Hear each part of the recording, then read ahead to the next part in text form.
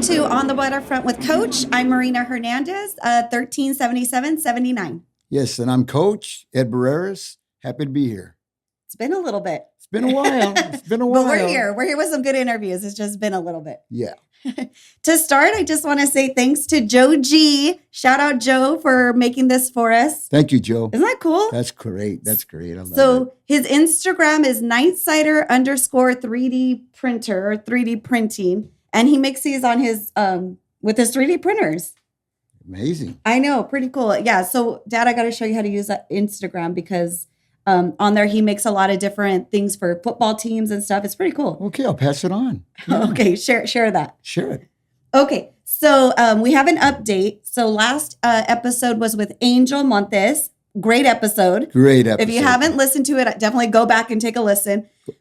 Go eat the ribs at Los Tres Cochinitos. I'm going to talk to Angel and I'm going to see if he can call it the coach. Like someone could say, can I have the coach? Yes. I'm going to see if I could get it named after you. Right. That'll be awesome. Imagine. Okay. So this is what I talked about a little bit in that episode. So I just want to give an update because I was correct. In the Daily Breeze on August 13th, it says Port of LA hit single month record with cargo surge in July. So in July, we reached an all-time record. All-time. Wow. That's crazy. So the executive director, Gene Soroka, right, said that the July total surpassing 1 million TEUs topped the last monthly record set in May 2021 by 8,000 containers. So we surpassed it by 8,000. Wow. Great. Shout out to our longshoremen. Heck yes. It says the port handled 1,019,837 20-foot equivalent units. So that's amazing. That's amazing. I'm happy to see that because I really did see that there because a lot of the casuals were getting out now. Right. So I'm so happy when the casuals get out. Yeah. Casuals, you guys stick in there. It's just going to be a matter of time and you'll be with us. Just be patient.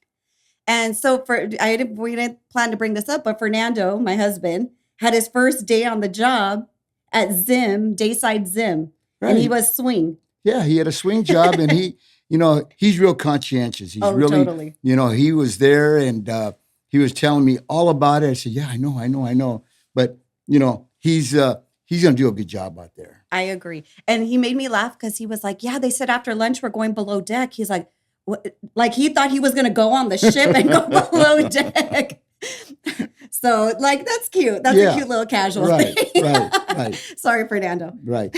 For those of you out there going below deck, that means the lids come off and they discharge containers below the deck, below the lids. Right. Yes. Thank you for clarifying. Thank you.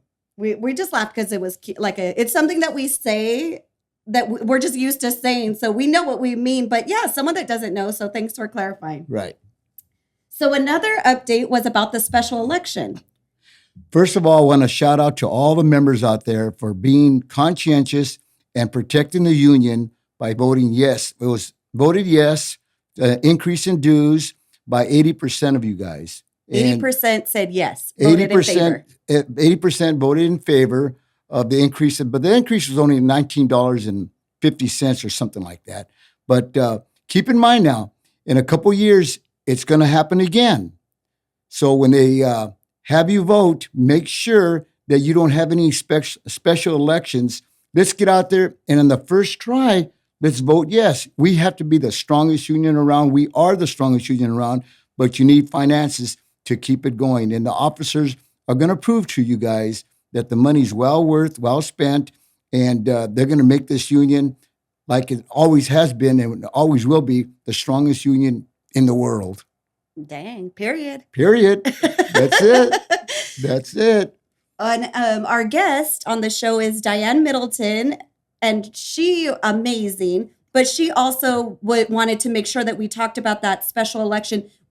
Her episode didn't come out in time, but that was really important to her too. Right. She texted us and she said she reached out, especially to the pensioners, and have their active members go out there and vote. And Diane Middleton, you guys are going to be amazed at the things she's going to bring to the interview.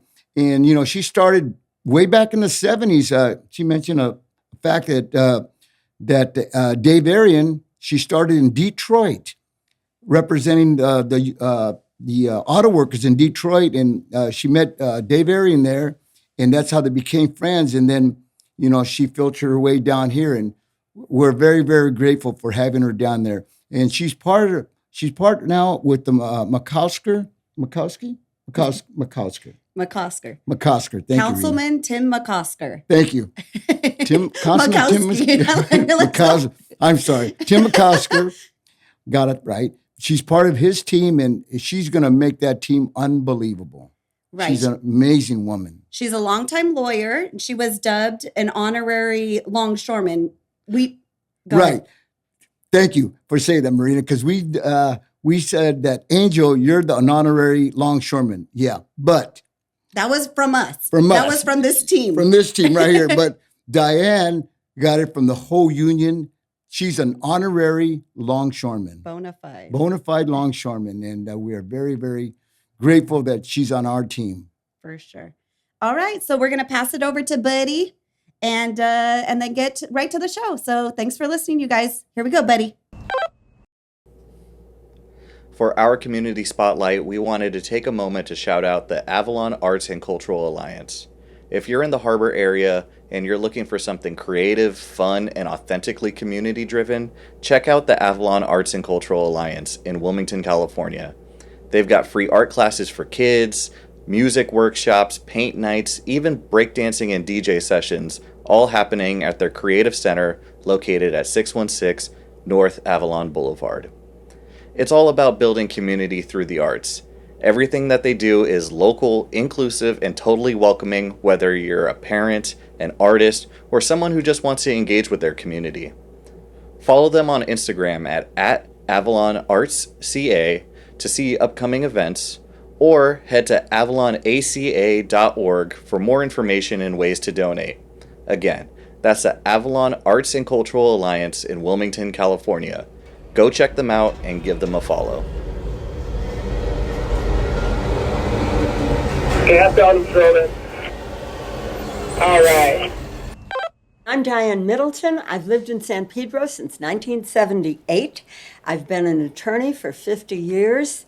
I spent my whole career representing longshoremen and shipyard workers. I could tell you a whole lot of stuff about myself, but I'm only going to say one thing. Proudest moment of my life was when I became an honorary member of Local 13, the 7th person since 1934. Awesome. Yeah, congrats. That's Thank a you. big deal. Well, you earned it. Well, all the people that I talked to, they admire you. They've known you for a long time, and you've done really well with the longshore industry. And I'm so glad to be here. Thanks for inviting me to share with you guys Of and course. your audience. Thank you so much for being here. I feel what an honor for you to have you here, truly. So thank you. Let's get going. Let's do it. So what brought you to San Pedro? Let's start early, Diane. Tell us about yourself, Diane. Born and raised in Detroit, Italian father, Polish mother. My mother's whole family worked in the auto factories, and that was a very big factor growing up because my aunts were that first generation of women that worked in the waterfront. And of course, my grandpa on my mother's side started working at Dodge, Maine in 1917 when they still made bicycles. So he was there, and my aunts were on the picket line with him when the UAW won things like pensions, medical care in the 40s, which they never had. So I grew up in a union family, and I listened to my aunt's stories about life on the assembly line, and it made a very deep impression on me. Being born in 1943, when I came of age, my mom literally said to me, doesn't matter what grades you get in school, you're going to get married. You should learn how to cook, because that's what Italian, Polish, Catholic girls did. So I got married in 1963 when I was 19 years old. Wow. Wonderful guy, didn't work out. I always thought, I never thought about going to school. And that's a whole other story in terms of how I wound up going to college. But the bottom line is, I went to Wayne State University, which was a commuter school, not any fancy kind of college. Got my law degree. Came out west for a couple years, worked in a law firm from 73 to 78 in Detroit. And it was a very interesting law firm. We mainly represented people injured in auto steel, and nursing in the hospitals. And in those days, and still to this day, the idea of lawyers who represented injured workers on worker compensation cases, that was sort of considered the dregs of the practice, maybe a notch above or below criminal defense, but certainly nothing fancy like corporate lawyers or property lawyers. But the law firm I worked in, they believed that all the working man and woman had was their ability to get up in the morning and go earn a living. And that when they were injured, it was a very big deal. And they were entitled to the highest level of representation. And that's how I was trained. Wonderful. And that made a lasting effect. In addition, this particular law firm had the honorary distinction of being called by the international president of the UAW. We were the attorneys for all the wildcat strikers. So whenever anybody would go out, and, our lawyers in our firm would go to court and say, we need an injunction, Your Honor, to make sure these people can keep picketing. And the judge would say, well, who's your client?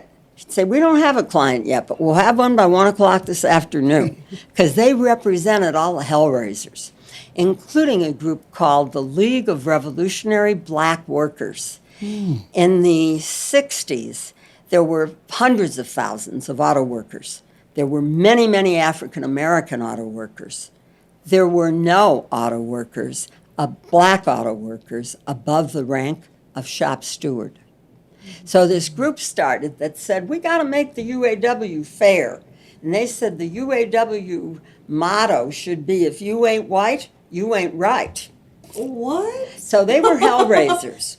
And one of the members of this group of auto workers that had taken on the UAW was a guy named General Baker. He ran for the Michigan House of Representatives. I was his attorney, and a longshoreman from Southern California named Dave Arian came out there because he knew General from national committees like the National Committee to End Right to Work Laws, the National Committee to End Concessions, because this was the 60s and the 70s, and there were thousands of auto workers and other workers being laid off. So Dave came out to support General Baker in his election campaign. I met Dave, and we could say the rest is history. If Dave was here, he would say, I never asked you to come to California, but I did.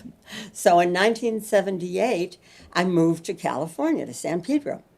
And Dave and I lived together for 5 years, never got married. To this day, people say, weren't you Dave Arian's wife? Clear the record, never married Dave Arian.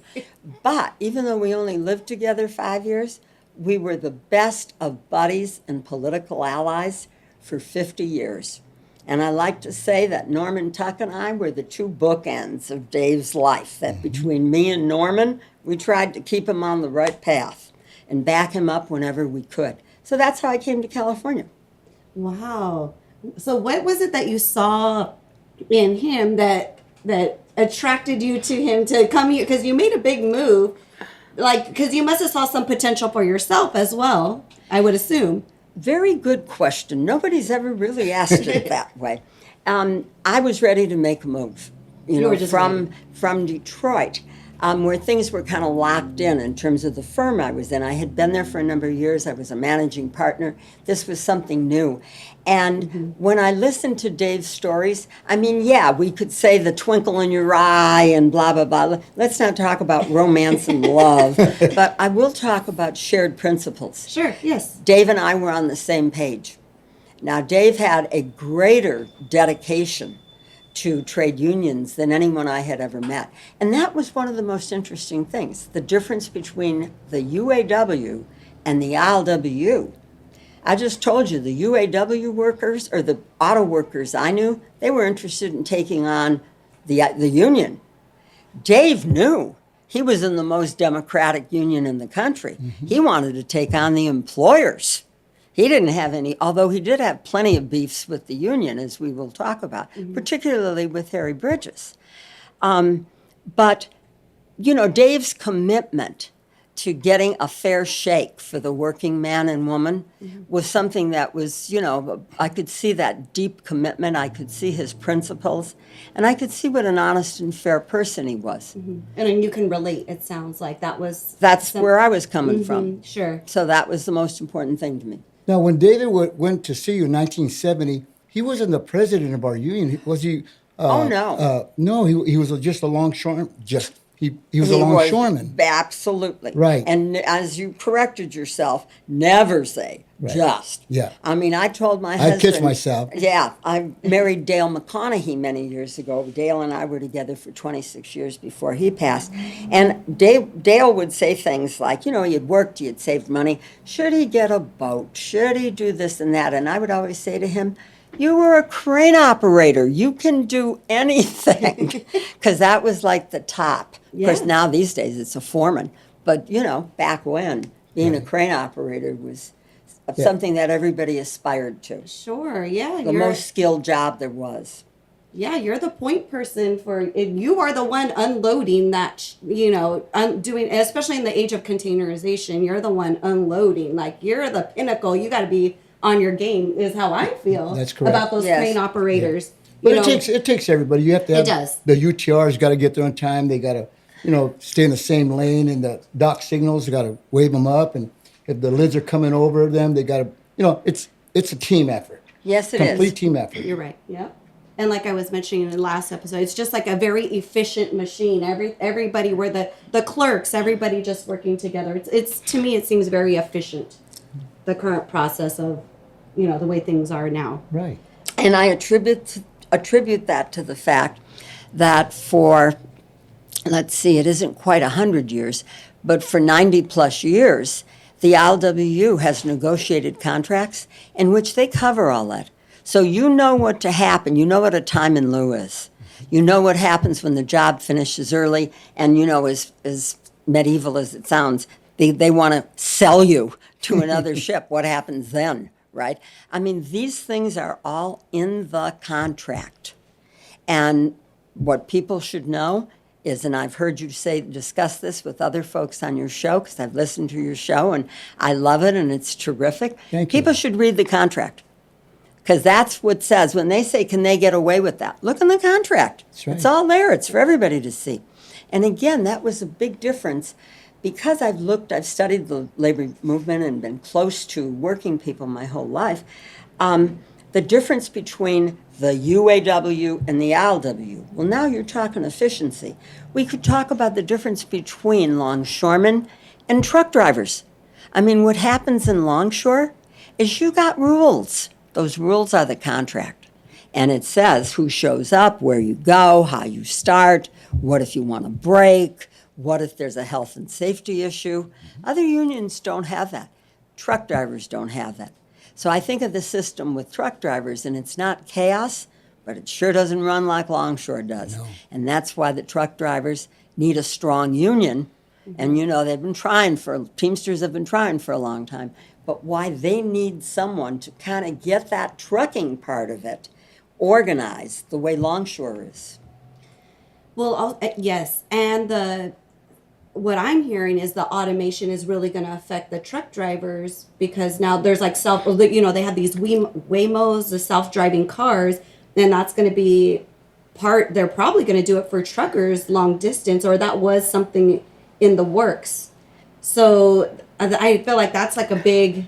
And you have absolutely hit, Marina, one of the key issues we need to talk about. Yes. If you were to say, you got one sentence, what's the main problem facing society today? I'd say income inequality. Mm-hmm. The fact that you have a handful of billionaires that control 50% of the wealth in this country, mm-hmm. and whatever the horrible numbers are, 70 or 80% of the people are at the bottom. Mm-hmm. And most people, as we know, are one paycheck away. So income inequality is the biggest problem I think is facing us. And then when you get down to local communities like the harbor, automation. Because automation isn't just going to affect the people on the waterfront. It's going to affect everybody. It's going to affect the dry cleaner and the chiropractor and the people that do child care, because it's putting people out of work. Mm-hmm. And it's going to wreck our communities. And that's why we have to take a stand against it. The economic impact on our communities. And I mean, I'm all in favor. If you were to say, well, what do you think the waterfront's about? I'd say protecting jobs and protecting the environment. And I'm in favor of protecting the environment. But if we have special rules to protect birds, why don't we have special rules to protect our communities from economic devastation? Mm-hmm. And we don't right now. The employers have free hand to do whatever they want. And when things are going good, they like to talk about how great the longshoremen are. Yeah, well, protect their jobs. Right. Right. You go to Maersk, back in the days, it would be like 28, 30 trans operators and ships, UTRs. You go there, it's a graveyard. And I think Maersk is the worst. And if we get to it, to talk about it today, when I was appointed to the Board of Harbor Commissioners by Mayor Garcetti, my second meeting was 2,000 people at the cruise terminal talking about Maersk and automation. Mm-hmm. So that's a whole other story we could talk about. Right. Mm-hmm. Well, let's get into it. Yeah, let's talk about it. Tell me about that meeting because did you speak in that meeting? In order to really answer that, let me tell you a little bit about how the port runs, because most people don't really understand. Yes. People think they work for the port. No. The Port of Los Angeles and the Port of Long Beach are what is called landlord ports. They manage the land. They don't hire longshoremen. The PMA does. They don't hire truck drivers. They are landlord ports. And as such, like any landlord, if you're a tenant and you want to make any improvements, you got to go to your landlord and say, this is what I want to do with the property. That's going to be what we talk about when we get into Maersk a little more. But first we got to talk about, well, who regulates it? What's the deal? And the port land is so extraordinarily valuable. It's governed by a special state law called the Tideland Trust Act.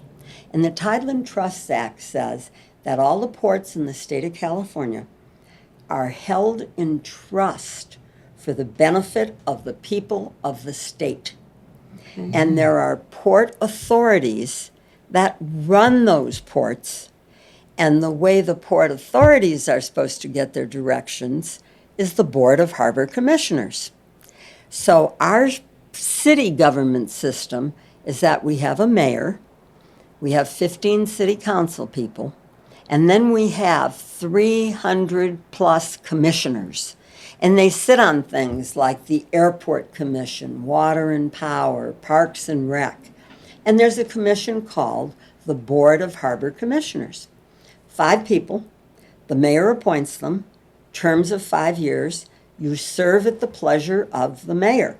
In fact, when the mayor appoints you, you get a letter to sign, and it is your resignation letter. And it is undated, and it means the mayor can fire you anytime he or she wants to.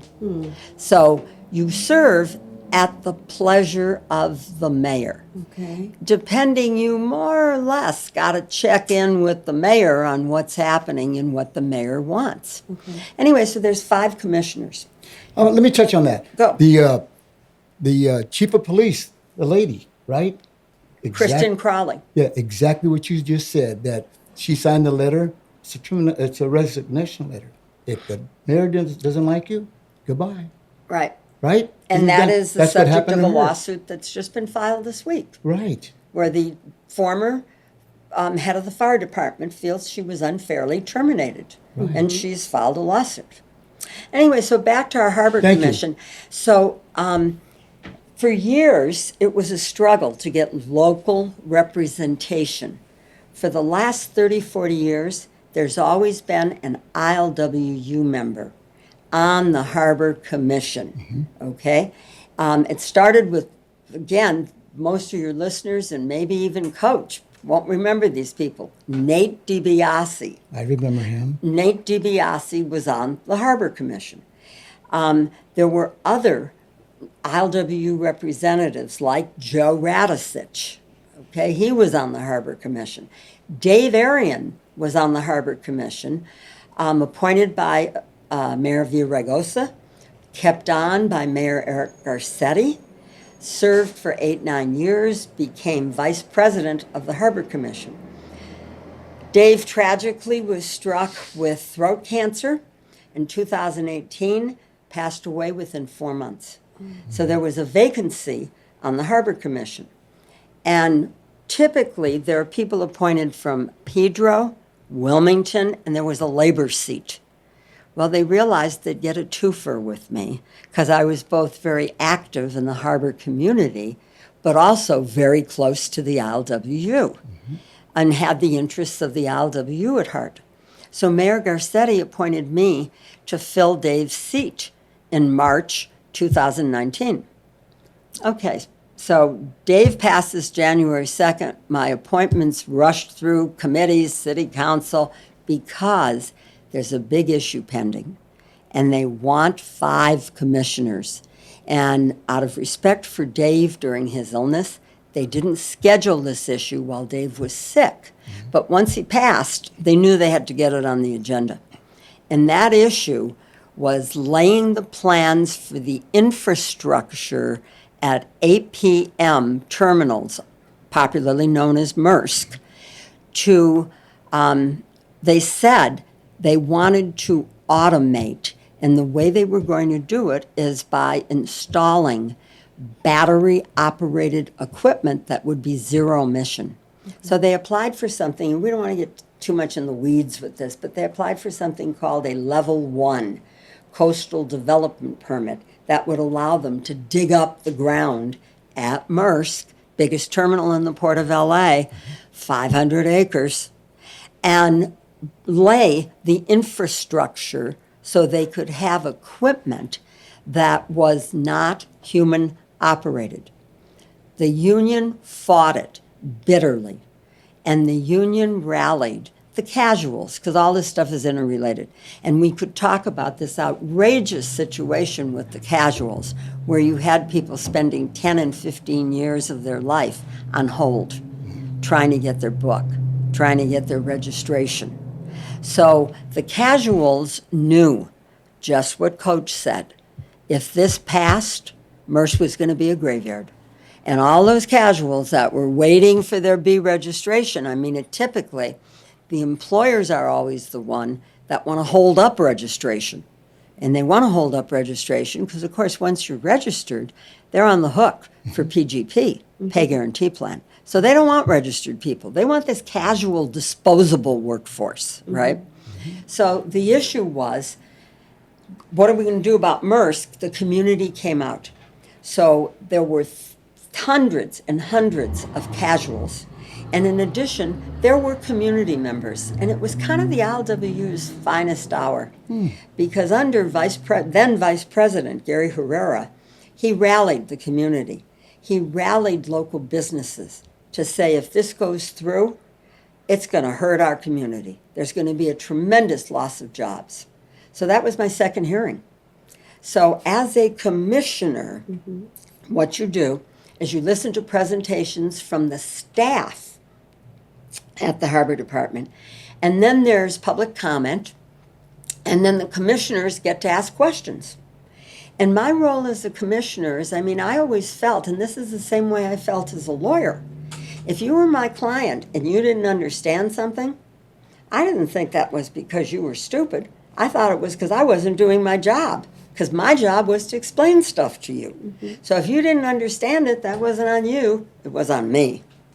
So I felt the same thing as a commissioner, that we were appointed as citizens, not as experts, not as industry people, not as bankers, as public citizens that were supposed to do what the Tidelands Trust said, protect the interest of the workers, all the stakeholders, the community, the employers, the longshoremen, the truck drivers, everybody.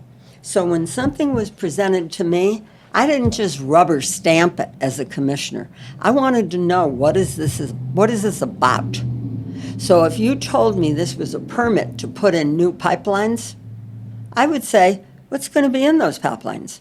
Is it hydrogen? Is it something explosive? Is it gasoline? Is it water? How long? Who's going to take care of it if something happens? So I wanted answers. I wanted facts. I didn't want to just say, oh, I got lunch. Let's move along here and say yes. So that's what I did with Maersk. Nice. And people were very surprised because it was my second meeting. But my thing was, I don't care if it's my second meeting. Ready. You were like, I'm ready. Absolutely.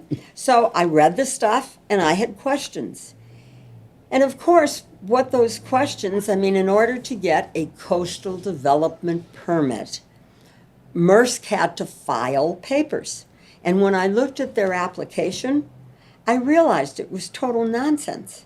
There were questions like, will this result in any loss of work?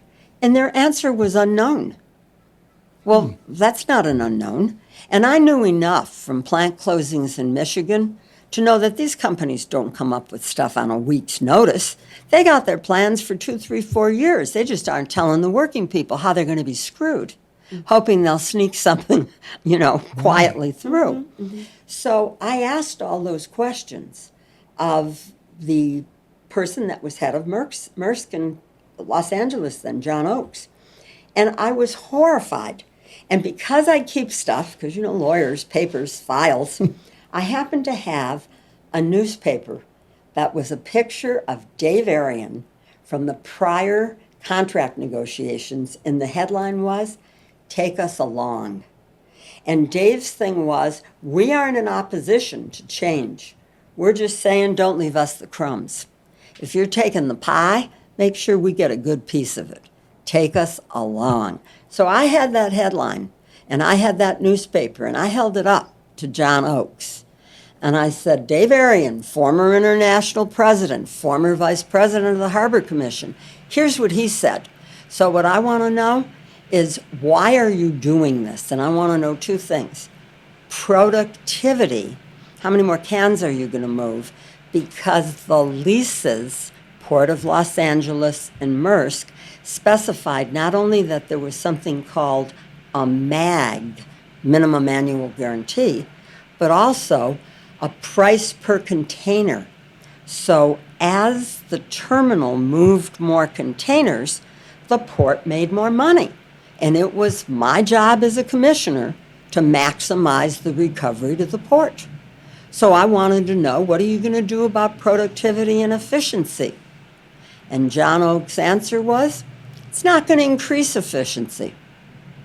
It's not going to increase productivity. And I said, well, why are you doing it then? And he said, because we want to eliminate jobs. We want to save money on labor. That's what he said? On the record, transcript. You can go back to that meeting and go to the site that says Port of Los Angeles, Harbor Commission, and go to the site that says videos of meetings, and you can hear every word that was said. And he said, yes, it's going to be a lot of layoffs, but we don't care. We're going to save money. So I heard that, and I thought, nah, this is a no vote. I'm not voting for that. So out of the 5 commissioners, I voted no, and the harbor commissioner from San Pedro, Anthony Perozzi, he voted no. 3 other commissioners voted yes, that they approved the permit. So there were many contentious meetings. There was another meeting of 2,000-3,000 people, and it dragged on through June, July, and August. And it finally was resolved with the intervention of Mayor Garcetti, who sat down with the parties and raised the issue of what were they going to do about training, and particularly if a lot of this was going to be automated equipment, mechanics training. Mm-hmm. And it led to, many, many years later, just a year or two ago, the opening of the mechanics training and repair facility on Terminal Island in a corner of the ground at Maersk. But that went through, and it was very contentious and very unfair. Mm-hmm. And it stands to this day, and as Coach said, all you have to do is go through Maersk and look at how little activity there is to know. Were those 3 appointed by who? Those 3 that voted against us. Well, one of them was a commissioner who had been there for, I think now he's the longest serving commissioner. He's probably been there for 14, 15 years, Commissioner Ed Renwick. Another commissioner was appointed by Mayor Garcetti from Wilmington, Commissioner Lucia Moreno-Linares. And She voted no. she voted yes. In She favor. said, In favor. let Maersk automate. Oh, What boy. was the Okay. since you were in the meetings? What was the rationale? What was there? What was telling them to say yes to that? Can you? Yes, very easy. The executive director of the port and Maersk said you cannot consider the economic impact. It says you shall grant a coastal development permit. It doesn't say unless it's going to put a lot of people out of work and devastate the community. So they said, according to the law, you must vote yes. But these are questions, in terms of commissioners, of conscience. Right. When I was on the Housing Authority from 1993 to 1998, the federal government said public housing like Rancho San Pedro and Dana Strand, now redeveloped Wilmington, Normont Terrace, the federal government said undocumented immigrants cannot live in public housing. And I refused to vote for that. I said, no, the people that have lived here for years. And if you have a family and one person's undocumented and 5 people have their citizenship, you can't put that whole family on the street. So I voted no. Right. So there's times, and there's a legal theory for that says if you feel in your conscience it's wrong, you can vote no. I thought this was a clear no vote, that automation would not be in the interest of the workforce and the community. Mm-hmm. So I voted my conscience and what I thought the law, what the big picture of the law was. Right. You are uniquely positioned, or you were uniquely positioned in that scenario because you are a lawyer. You do know the law. You do know how to follow the law, and that's interesting that you say that there is there's a, what did you call it? Something that says your conscience. Well, there's actually, legal theory is called nullification. Oh, legal I mean, theory, if you're okay. on a jury, they can say to you, this is what the law says, and you can say, nah, I'm going to vote the other way. I don't agree with that. Mm-hmm. Because it's the way you see it and the way you call it. Mm-hmm. Anyway, so that was quite a struggle. Right. From what I read, I did a little research before our interview because I felt like I had to because, I'm meeting with Diane Middleton. You were released by Karen Bass as a harbor commission, and you said, it seemed like you were for sure not happy with it, but you said, I'm okay with this. I'm going to go my way. But I really feel in my heart that there should be 3 commissioners that are associated with the ILWU or with this community to speak on it, because what I read was there was someone from maybe Pico Rivera that is now on the commission. So not somebody that is here and feels the ramifications of the decisions that are made at the port. Okay, there's a number of things you said. Let's kind of pick apart a couple pieces of that. Okay. One, there are 5 commissioners. Every mayor gets to appoint their own commissioners. And it may take them a couple months, but it's a change of administration, and that's what happens. So some of the 5 commissioners were held over, okay? And other of the 5 commissioners were new appointees. Now, I was appointed to fill Dave's 5-year term. I was appointed in March 2019. My term was up June 30th, 2019. So I was appointed to another 5-year term. Mm-hmm. Okay, so my term ran out June 2024. Historically, not written into law, there was 1 commissioner from Pedro, 1 commissioner from Wilmington, and a labor commissioner. Now, the concept of commissioners can be based on a lot of things. Normally, there's some sort of attempt at geographic diversity because it's a big city. And if you have something like the airport commission, you don't want 5 commissioners that live near the airport. You want people from different parts of the city. So the commissions have some aspect of diversity and different voices. And you don't want everybody doing the same thing. So technically, you don't want to say, well, I'm going to appoint a lawyer because they know the law. No, the city attorney is supposed to tell us the law. You want people from different backgrounds. Think of it as a jury. You want everybody coming together because the idea is that reasonable, solid citizens can listen to the facts and figure out who's jiving, who's telling the truth. The judge advises them on the law, and they make decisions. That's what commissions are supposed to be like. So it's not like we want 5 commissioners from San Pedro. It's okay if they're from all over, but we should have representation.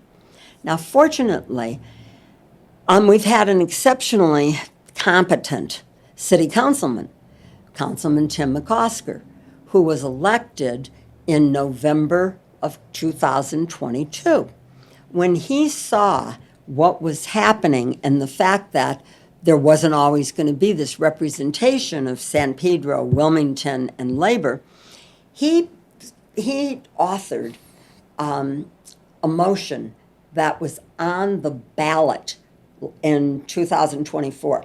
And what that ballot said is, on the Harbor Commission, there always has to be 1 commissioner from San Pedro and 1 commissioner from Wilmington. That passed. So right now, our San Pedro commissioner is Commissioner Lee Williams, and the commissioner from Wilmington is Commissioner Yolanda de la Torre. He didn't include a 3rd commissioner who was a labor commissioner. Okay. So I was up for reappointment, and proud to say the ILWU, all the locals, were very satisfied with the job I was doing as a commissioner. Absolutely. Yep. And to tell you the truth, a lot of other people were too. The community, and even the employers, because they liked the fact that there were questions being asked, and everybody said, don't always agree with what Commissioner Middleton's doing, but she's fair. And that's all we want. We want somebody who's fair, even-handed, and so on. Mm-hmm. So Gary Herrera by then was president of Local 13, and he was in close contact with Mayor Bass and repeatedly said, are there any plans to replace Commissioner Middleton? And the answer was no, no, no. And in fact, I was one of the first people in San Pedro that came out in support of Mayor Bass when she was a candidate. Mm-hmm. I told you, we talked before we went on record, and I said I'm fortunate enough to have a house above Cabrillo Beach with a big old deck with a lot of people. So I had an event, couldn't be a fundraiser because city commissioners can't fundraise for city offices. But I had a meet and greet for Mayor Bass when she was running. At your home. At my home, 100 people showed up. So 3 years later, when President Gary Herrera said to Mayor Karen Bass, are there any plans to replace Commissioner Middleton? Her answer was no, we're really satisfied with Diane. Okay, so my term was up June 30th. And Gary kept asking, anything new on Diane? Anything new on Commissioner Middleton? No, no, no, no plans to replace her.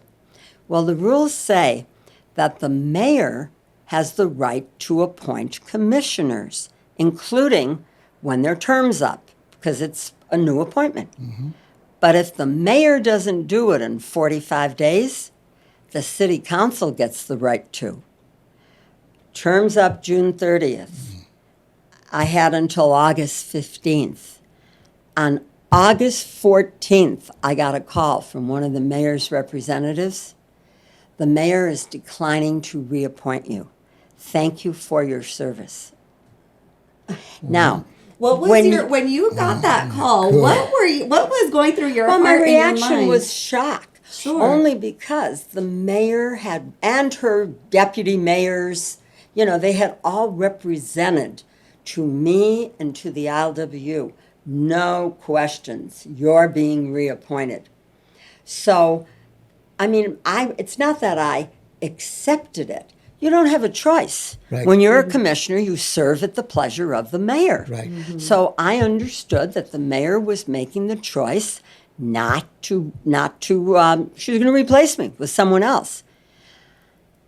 Unfortunately or fortunately, that's not how the ILWU saw it. And President Herrera was outraged. And again, if you go to the videos of the commission meetings, at the next commission meeting, Gary Herrera appeared, and under public comment, he looked right up at the camera and he said, Mayor Bass, if you're watching, I just want to tell you, you lied to the ILWU. You told me you had no plans to replace, and by then I was the Vice President Middleton, and you did it. So as far as President Herrera was concerned, Mayor Bass straight up lied, and the ILWU was not happy. So Good for Gary. there Good was for someone Gary. else replaced. Now, fortunately, because, I've had a history of 50 years of serving the community, served on 3 different major commissions under 4 different mayors, and I wanted to continue. And because I had 50 years of representing longshoremen, and they were absolutely wonderful about educating me to what the waterfront was about. So when I took a seat on the commission, I knew what a hammerhead crane was. I knew what a top pick was. I had represented hundreds of asbestos workers from the shipyards. I knew waterfront operations. And I wanted to continue to use that knowledge to do what I could for the community. So an opportunity developed. I talked with Councilman McCosker, and we decided that I should come on board, and I told him, I don't want to be a city employee. I don't want a penny. I've retired. I've closed my law firm. I want to do this on the basis of trying to help out. So Councilman McCosker appointed me to his staff as his senior advisor on port affairs. Okay. So I'm now working for Councilman McCosker, and I have the opportunity to continue to have some input in terms of jobs and the environment and what's happening on the waterfront. So I didn't accept it and go away. There was no choice. And the ILWU made their position known. And of course, we still strongly believe that labor needs a voice on the Harbor Commission, which it doesn't have now. Let's talk about a couple of other things about the Harbor Commission, though, okay? And about the port. The Port of Los Angeles is the largest port in North America. It is amazing. Last month, they moved 1 million TEUs, topping their previous record. I think it was in 2022, we moved 10 million TEUs, which was a record, and that was whatever it is, 800,000 a month. So it was an amazing record in terms of what the port's doing. I'm in favor of moving as much cargo as we can because it means jobs. But I think there's a lot of things other than TEUs. This is an extreme statement, but sometimes when you say extreme things, it capsulizes it and helps people understand. I would love it if the way we measured the success of the port wasn't just in TEUs, but how about this? Wilmington has terrible air because, of course, of all the refineries, the oil rigs that are in everybody's backyard, and also the pollution from the port. The UTRs, the container trucks that drive through the communities and so on. Wilmington has the highest rate of childhood asthma in the state. So my thing is, when we're talking about how the port's doing, why don't we talk about how fewer visits Wilmington mothers have to make for their kids with asthma to the hospital emergency rooms? Why don't we measure the success of the port by the health of the residents? Wouldn't that be a wonderful That's wonderful. standard? That's- Why don't we that's- look at that? I look at things like we have something now called Alta Sea. And Alta Sea, we've all heard of the green economy, environmental jobs. Alta Sea is about the blue economy. Just like 20 years ago, 30 years ago, we never heard of jobs like programmer and webmaster and so on. There are jobs being developed at Alta Sea nobody's ever heard of.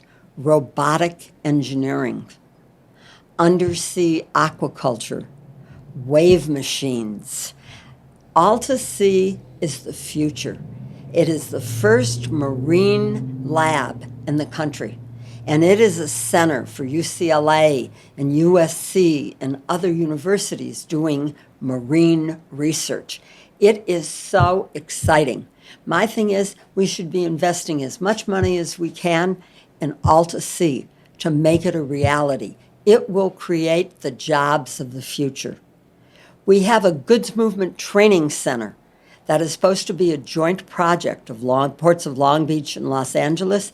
Dave Arian conceptualized it before he passed in 2018. It's stalled right now. We need to get that going. And it's going to be a campus that will be a hub for the ILWU, so you don't have to go one place for lashing training and another place for book learning, and you have it all in one center, everything centralized.